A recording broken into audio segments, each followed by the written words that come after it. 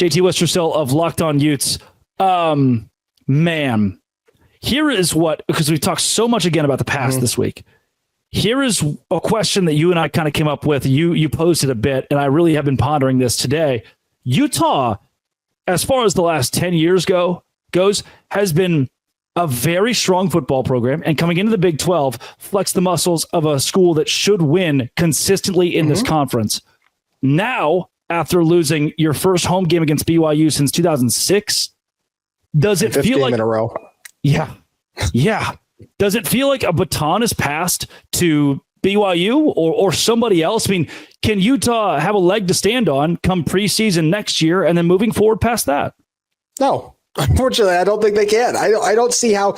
Is there a world that Utah could be in the top 5, maybe with some transfer additions and certain things? Like if Utah gets one of the best quarterbacks out of the portal, that'd be incredibly uncharacteristic, even if Kyle Whittingham leaves and it's a new quarterback ideology for this Utah team. I don't see how they're top 5. It's been too much of a downward in the Big 12. You're saying, is that right? Yeah, in the Big 12. Yep. Yeah, it's been too much of a down. No, I'm not talking nationally. Gosh, I get myself in trouble already too much with preseason predictions on other occasions. So no, I want to make that very clear.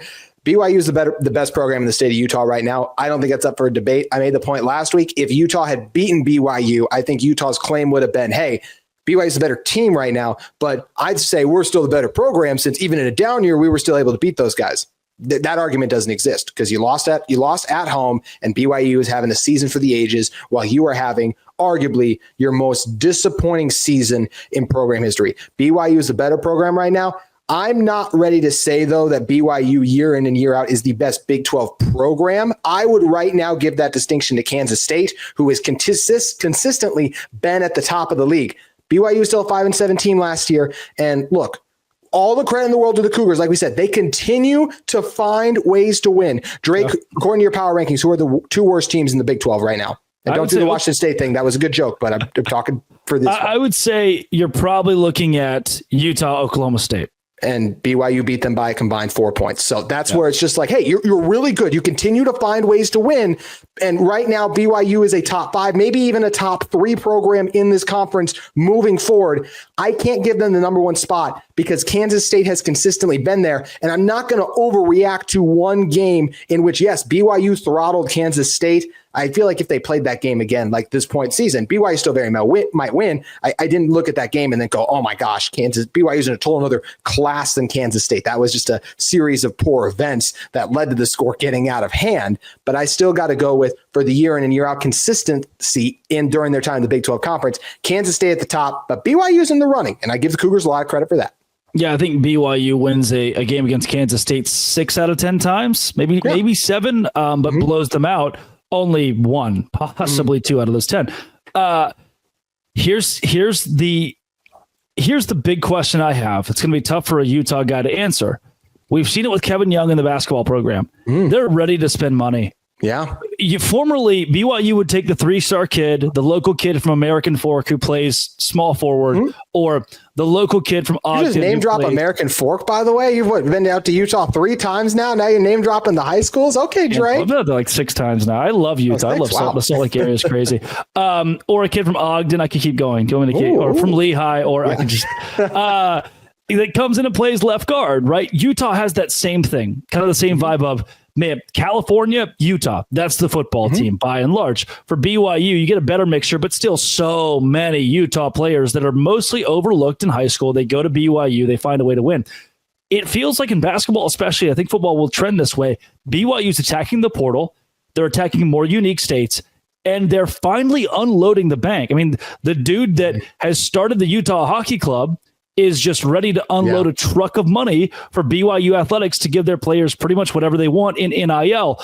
That wasn't BYU 3 years ago. They were let's be the small town kids who have the Jimmer Fredetts of the world and do it and shock the country with our team of misfits that go out there, play the right way and win. My problem is BYU has enough money that when they truly unlock that, they become scary. Because again, JT, this is the truth. There is an entire faith, one of the fastest growing in the world, where BYU is their flagship program. True. And that pipeline is not slowing down, and it's only going to help BYU become stronger. And I don't know how much Utah would benefit from that in this new era where money dominates everything. Well, yeah, I mean, right now BYU has better NIL resources than Utah, and that's not even just because, unfortunately, the NIL resources allocated by Utah are the players that have been ruled out for season-ending injuries, which obviously very much hurts Utah's case. Look, BYU absolutely has the ceiling to be the best team and the best program in the Big 12 year in and year out, and winning these games even more convincingly than they have in some cases. And they have beaten, they've beaten some of these teams pretty handedly at times and took control, but there's been the occasional letdowns, and that's why we've talked about Team of Destiny before. BYU's ceiling, though, is a juggernaut in the Big 12, is a team that is capable of getting into the college football playoff and going to run. Why can't BYU beat TCU? Beat TCU, excuse me, from 2022. Make it to the national championship game one of these years. Heck, maybe it's even this year like TCU did, right? So, BYU is set up for success with the NIL funds. They're a better program right now. They are better set up for success right now than Utah. And that obviously hurts to say, but I do like a lot of things going on with BYU. Well, you've been so complimentary, and I know there are Locked On Utes fans that want some sort of solace here. What does Utah have to do now? I've been watching this team for the past 5 weeks. Kind of hard to find that solace, Drake. Outside the defense, we talked about the defense, awesome, but outside of that, But moving forward from an NIL standpoint, even transfer portal, what does Utah have to change to try to surpass BYU's current very high trajectory? Well, I mean, one thing you got to do is you got to hit on the guys you bring in. I mean, Damian Alford had 600 yards at Syracuse last year. He averaged 19 yards per catch. And he's throwing more balls than routes he's running against BYU. Don't quote me on that. I don't have the entire route tree, but that is a problem.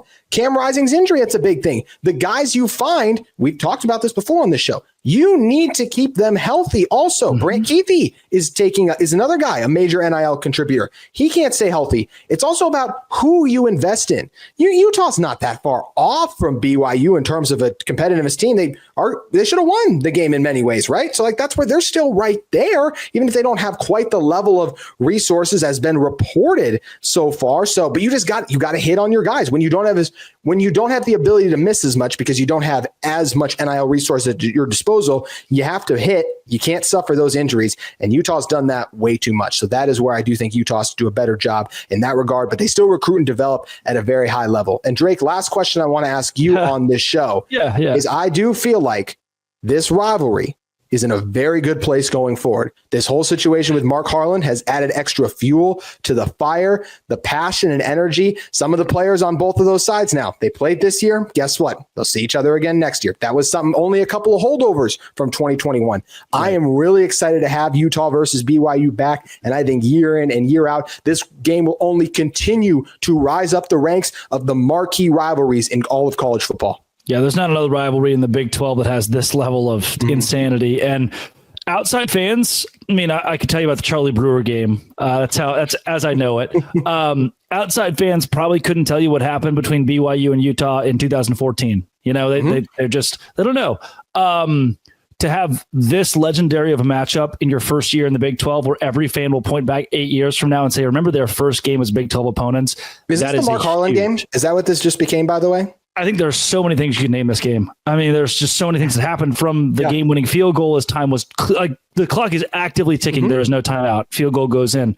To the penalty, is it a phantom penalty? Should it have been called to Mark Harlan? The Kyle Whittingham chair toss, to BYU players storming the field, so many aspects where you could just kind of coin that little phrase and people will know what you're talking about. So that is going to ultimately help the exposure of the Big 12. JT, the longest show I've done in years, but gosh, still so much to unpack and so much to talk about when you're looking forward to BYU and Utah in the future. That is long-term future. Where can folks find more of your work? At Locked On Utes on X. You can follow me on Twitter at JT Wistersill. Drake, I know we went long, but it's always a blast, even when we're talking about the unfortunate outcome of Utah versus BYU this year. But there's always next year. This felt like therapy. This felt like therapy for me. It was good for me. I'm just trying to figure out what on earth happened Saturday. And this has been and always will be. Thanks for making it your first listen every single day. Locked On Utes and the crossover with Locked On Dose Grande.